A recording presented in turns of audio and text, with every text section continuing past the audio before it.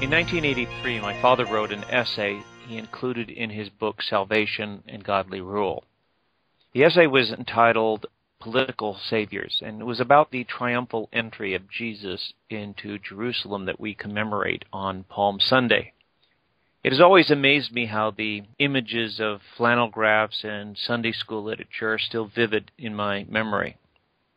It was always a curiosity to me why Jesus would ride an ass or a donkey, and one with a colt as well.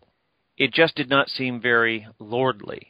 It would seem more dignified even to imagine him walking into Jerusalem to cheering crowds than riding an animal that is now seen largely as a source of comedy.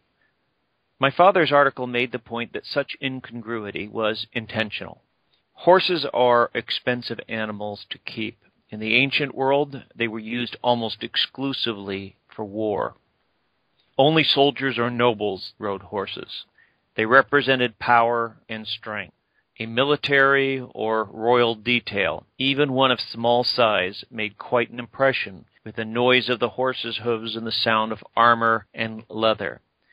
It announced, "Make way before our power." The ancient world was very much run by power, by might, by conquest and tribute.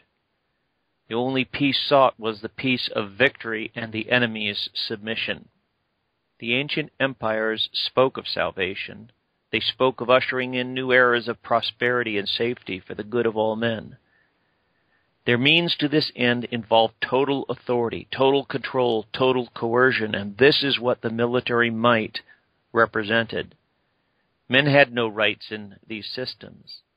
Even Israel under Rome had come to view the messianic hope as a political one. They hoped for a good messianic king who would lead a revolt and overthrow the Roman yoke. When Jesus entered Jerusalem, he did not do so as a strong-armed conqueror.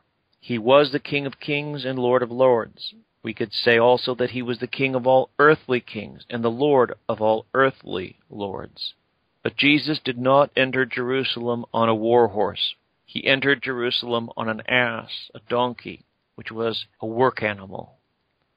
The ass meant Jesus was non-threatening, at least in the way the soldier or the king was. It meant his kingdom was not one of force, but of grace.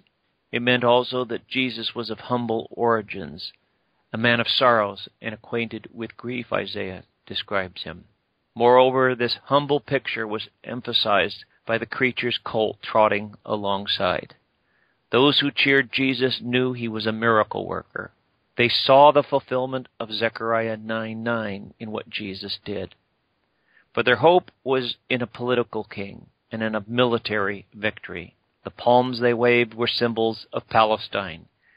This was a patriotic demonstration. Jesus was here to help our political situation.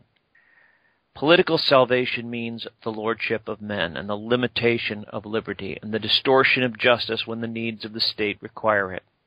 Biblical salvation is different. Biblical salvation means the lordship of Jesus Christ, the elimination of slavery to sin and other sinners.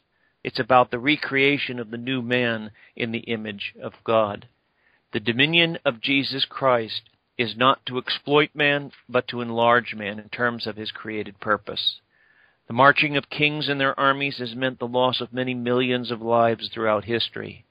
Today, this killing by armies goes on. The expropriation of property rights goes on. The abuse of dominion of statist governments goes on. But like the kingdoms of Egypt, of Assyria, of Babylon, and of Rome, these modern empires all march toward their own certain death. Political salvation always leads to self-destruction. Jesus offered a different salvation. Jesus offers still a different kingdom. The salvation of Jesus Christ is to life in terms of his law. The kingdom of God is wherever Jesus reigns as Lord. It's far bigger than Jerusalem or all of Palestine. Jesus, we're told in John 10:10, came so that we might have life and that we might have it more abundantly.